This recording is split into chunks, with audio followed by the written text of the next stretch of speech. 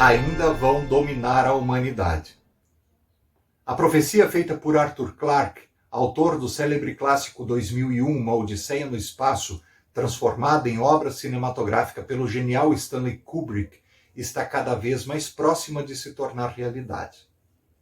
Quando Arthur Clarke faz essa crítica, ele não faz uma crítica às máquinas, por sua capacidade cada vez maior de reter informações, a sua eficiência em processar dados, nem a inteligência artificial que toma decisões cada vez mais acertadas e rápidas sobre determinados problemas. Muito menos a crítica dele se refere a máquinas pegando em armas, indo para a rua, atirando em pessoas, escravizando civilizações para simplesmente se dizerem os donos do planeta. Não. A crítica diz respeito à humanidade. Arthur Clarke fala claramente aos seres humanos: vocês estão abrindo mão da sua capacidade de pensar, vocês estão abrindo mão da sua capacidade de escolha, vocês estão abrindo mão da sua autonomia enquanto seres humanos. Tudo isso vocês estão entregando aos computadores, aos algoritmos, às máquinas. São elas que decidem por vocês o que vocês vão comer, o que vocês vão vestir, para onde vão viajar, com quem vocês vão se relacionar, enfim, até o que vocês vão gastar da sua conta bancária. Tudo isso é sugerido por máquinas e vocês obedecem cegamente. Vocês já se tornaram escravos das máquinas, só que ainda não notaram. Fica comigo até o final deste vídeo que eu vou te mostrar como a urna eletrônica no Brasil tem tudo a ver com essa crítica. Como a nossa cidadania está em jogo por causa de uma máquina feita de hardware, software, algoritmos, metal e plástico, que no final das contas, você sabendo ou não, te diz quem vai ser o seu vereador, o seu prefeito, o seu deputado estadual, o seu governador, o seu deputado federal, o seu senador e o seu presidente. Você não tem mais autonomia. Para entendermos isso direito, nós temos que retroceder até o século V a.C., na Atenas clássica.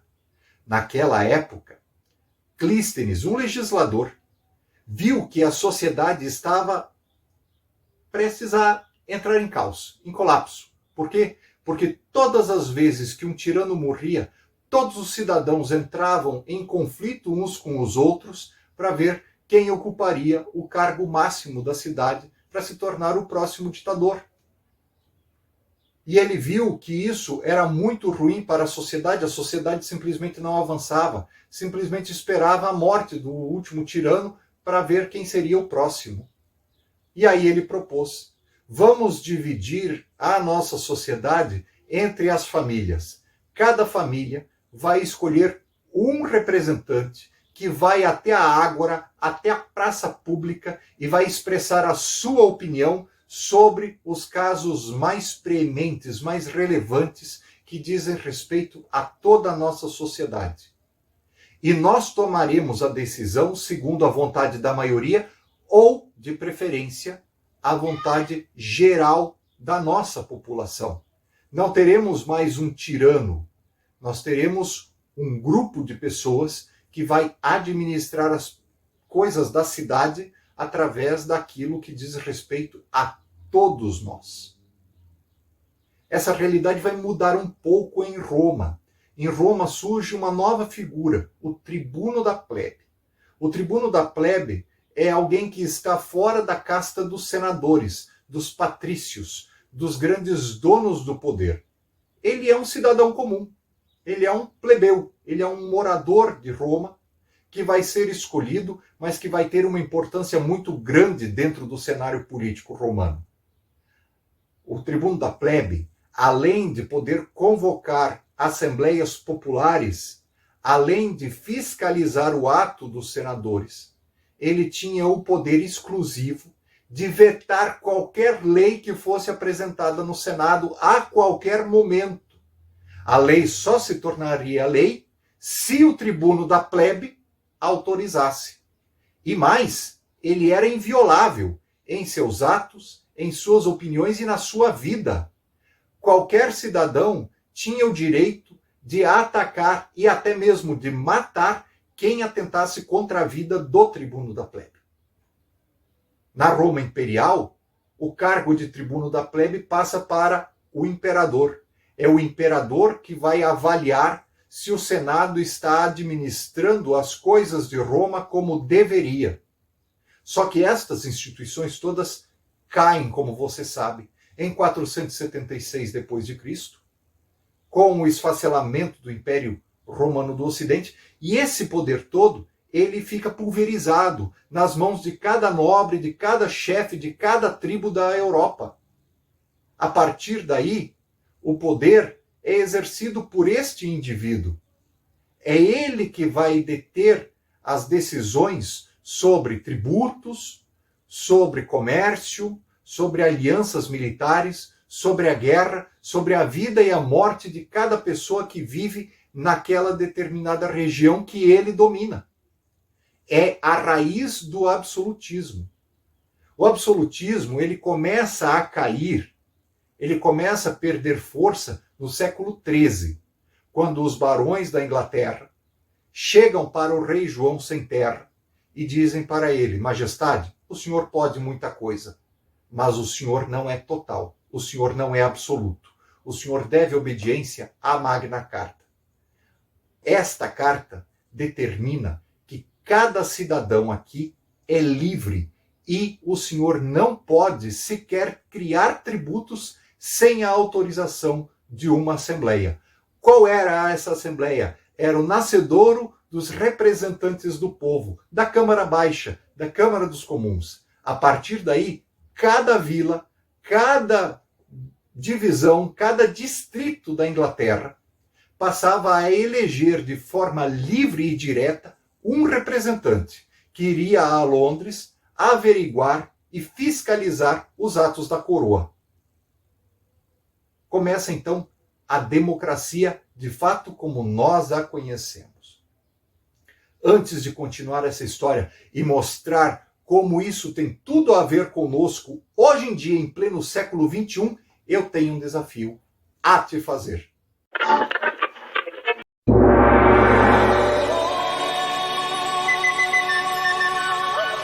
A partir de agora, o canal Ideias Complexas está premiando os seus seguidores.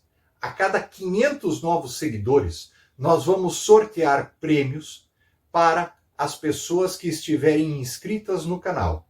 Leia aqui embaixo na descrição e muito boa sorte para fazer parte desse seleto grupo de pessoas que veem a realidade de uma maneira completamente diferente daquela imposta pelo senso comum. Voltamos à nossa programação normal.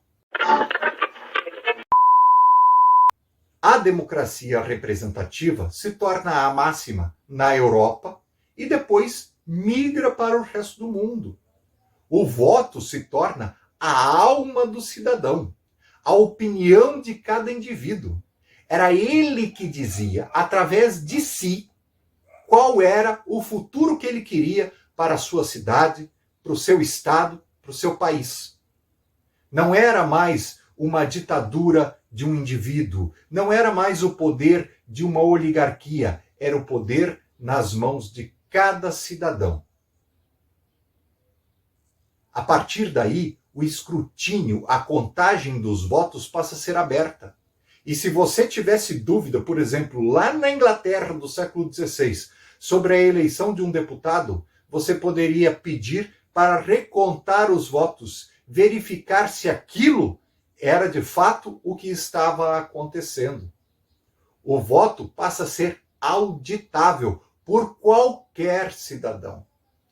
É verdade que aqui no Brasil, por exemplo, principalmente depois do golpe da República de 1889, pouco adiantava fazer auditoria dos votos, porque existia voto de cabresto, porque o voto era por inscrição e os coronéis inscreviam mortos, pessoas que estavam viajando, pessoas que tinham 4, 5 ou 6 anos de idade, pessoas incapazes de raciocinar. Enfim, valia tudo para ganhar as eleições. A primeira tentativa de se estabelecer um voto eletrônico, uma máquina de votar, surgiu com o governo de Getúlio Vargas, em 1935. O Código Eleitoral daquela época já previa a criação de uma máquina de votar. Só que a construção de urnas eletrônicas era inviável pelo preço, faltava tecnologia, era muito complicado. Foram feitas outras tentativas nos anos 60, 70 e 80, mas sempre com o mesmo resultado. A tecnologia disponível tornava a eficiência da coisa muito difícil de acontecer. Só que veio 1996. Em 1996 é apresentado o primeiro protótipo de urna eletrônica no Brasil. Ela passa por melhorias em 1997, só que desde essa época muitas pessoas começam a questionar: opa, espera aí, como é que eu vou auditar o que está aí dentro? E se eu quiser tirar uma dúvida, como é que eu reconto os votos? Então, em 1998, surgem propostas que até 2014 será estabelecida uma regra para que se coloque do lado uma impressora e esta impressora vai dizer exatamente o que foi digitado na tela. O computador diria que você votou em fulano, na cédula ao lado teria que aparecer voto para fulano. Caso contrário, você mesmo, cidadão, poderia dizer: está errado, aqui eu voto em fulano e aqui aparece voto em Beltrano. Bom, é aí que mora o perigo. Em 2018, o STF, que será objeto de um programa, um próximo vídeo dessa série, vai dizer: é muito caro. Existe o risco de uma dessas impressoras estragar. Só que eles sequer dizem qual é o percentual aceitável para que uma impressora seja ou não descartada, trocada, ou simplesmente para que aquela urna seja impugnada. Não. Eles querem 100% de eficiência, sendo que nem a urna eletrônica ainda hoje oferece 100% de certeza. Elas estragam, elas oferecem problemas. Só que isso não é levado em conta. O que é levado em conta é que a impressora não pode ser instalada porque fica muito caro por causa disso, daquilo e daquele outro. Caro, como nós vimos no primeiro vídeo dessa série, é o Congresso Nacional, que custa 24 bilhões de reais por ano para os cofres públicos. Isso sim é caro. Mas, para eles, caro é acoplar uma pequena impressora para que você possa ter certeza de que o indivíduo em que você votou na tela é o mesmo indivíduo que aparece naquele papel. E confirme, então, o seu voto. A partir daí, começa um grande problema. Se a máquina é que é a única detentora da certeza, é ela que vai ser a dona da verdade. Você não é mais dono do seu voto. Você é o indivíduo que vai dizer para a máquina uma coisa. Se o programa que está instalado dentro dela vai dizer exatamente a mesma coisa na hora da conferência dos votos, isso é uma outra conversa. Isso é uma outra história. E você não tem autonomia. Você sequer pode pedir para recontar os votos. Por quê? Porque se você pede para sair um novo boletim, é um boletim exatamente igual ao primeiro que vai sair daquela urna. Ou seja, não tem recontagem de votos. A urna é uma verdade fechada em si mesma, sem possibilidade de questionamento, sem possibilidade de auditoria. A tua autonomia como eleitor foi raptada por indivíduos de toga. Eles podem ter até a boa vontade em fazer um processo eficiente, mas aí é que mora o perigo e preste atenção que agora vem a resposta. A urna eletrônica brasileira é uma caixa preta e ela pode sim ser fraudada, não por alguém de fora, não, ela pode ser fraudada por alguém de dentro. O que garante... Não necessite la garantia sou eu. E preste muita atenção nesta pergunta. O que garante que estes indivíduos togados, atendendo aos seus interesses, segundo as vontades dos grupos que eles representam, e eles representam grupos, podem se fechar dentro de uma sala, determinar quem vai ganhar as eleições, dizer para quem produz o software, a cada 10 votos no fulano, um desses votos tem que ir para Beltrano. E a máquina vai obedecer. A máquina vai 10 votos. Opa, não, 9, porque um é para esse daqui. E esse que ganharia 8 ou 9 vai passar a ganhar 9 ou 10. E a eleição está manipulada. A eleição está ganha não por aquele que as pessoas escolheram, ou como diz uma frase que é atribuída a Stalin, mas que não é dele, não ganha as eleições quem recebe mais votos. Ganha as eleições aquele que conta os votos e que cuida das urnas.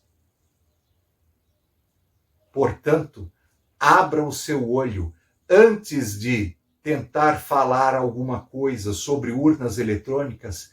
Pergunte-se quem é que está fazendo as leis eleitorais, quem está cuidando da fiscalização das eleições e como essa fiscalização está sendo feita. Porque estas pessoas podem não estar agindo de boa fé e você sequer tem a autonomia para questionar isso. Por quê? Porque a única forma de você conferir o seu voto não existe.